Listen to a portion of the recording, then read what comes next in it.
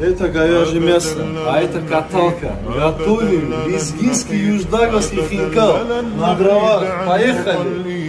Чисто по просьбе подписчиков лезгинский хинкал готовим, заряженный хлам. Чисто натуральное дерево.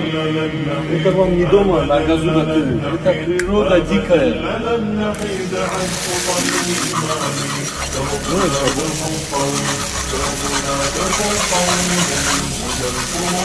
Мощное мясо.